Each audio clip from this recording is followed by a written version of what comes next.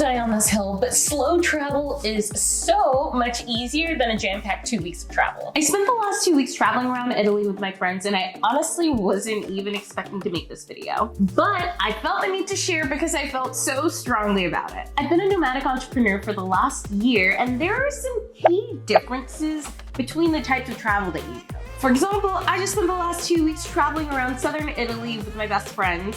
And then before that, I spent 2 months in Portugal traveling around solo. And in this video, I'm going to spill the tea on the differences between fast jam-packed travel and slow solo travel.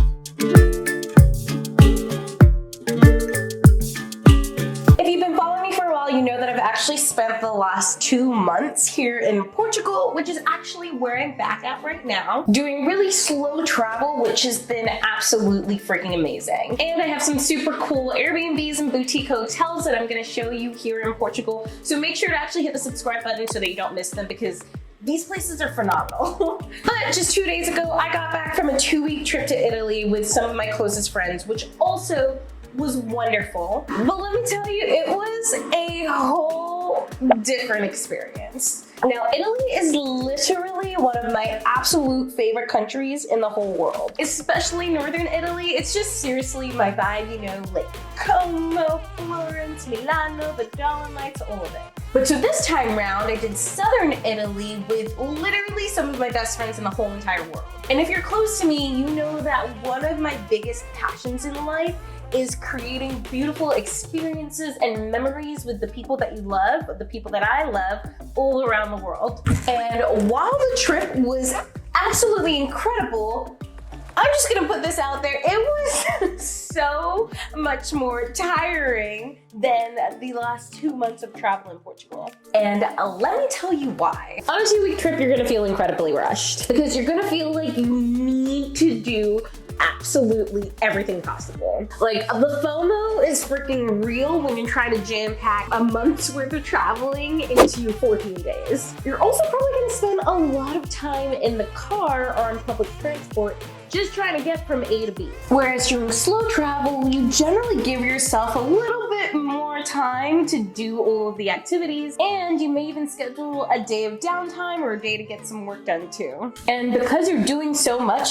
you're probably going to spend a lot more money in that short period of time. And that's for many reasons. Shorter stays tend to be more expensive than longer stays, especially too because you don't have as much of the flexibility to change your plans around and look for dates where costs are lower. And then you're also probably eating out for almost every single meal because, you know, you want to try all the local food and you don't want to miss out on anything. And then if you're a drinker and you're out with friends, you are most likely going to drink more in that 1 week or 2 weeks of travel than you will the entire freaking year.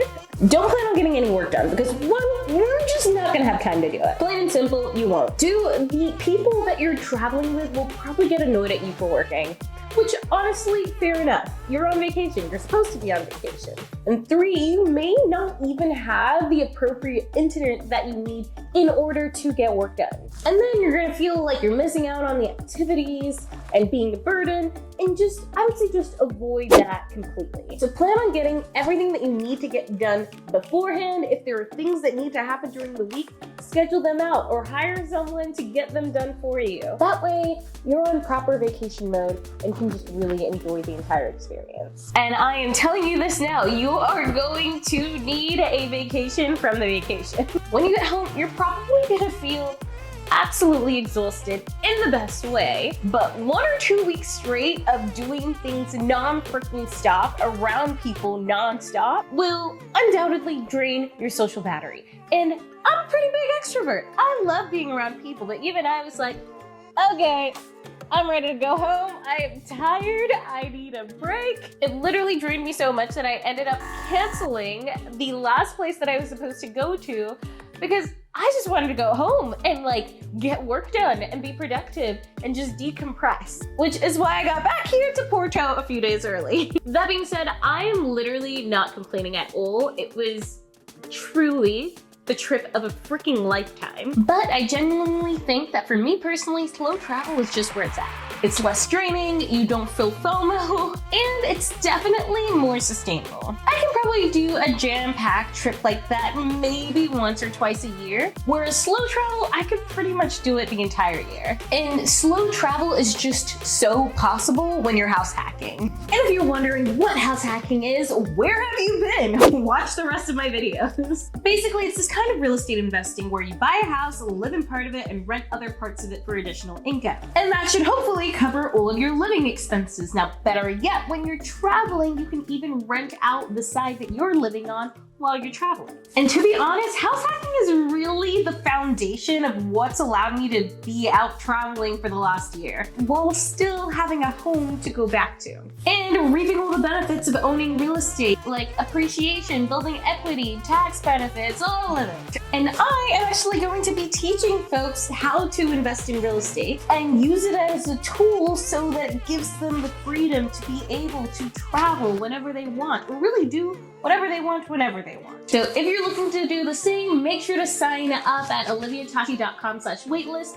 Onto my waitlist. We are launching here at the end of October, early November, and I'm only going to be launching the course to the small community of folks that are actually on my waitlist. So don't miss out, because there'll be like a few other extra perks in there too. So really overall, there just is a time and a place for all the different kinds of travel out there. Both the fast, jam-packed travel where you see like 5 different places within a week or 2 week period, and then the more slow travel where you take your time really exploring a place, getting to know it. And it all just kind of depends on what your goals are, who you're going with, and how much time you even have. But slower travel is definitely a lot more sustainable, especially if you want to do it more as a lifestyle play. And if you want to learn a little bit more about what it's like to actually travel as a solo female, make sure to check out this video, because I go through and answer a bunch of questions that were asked to me by my followers on Instagram.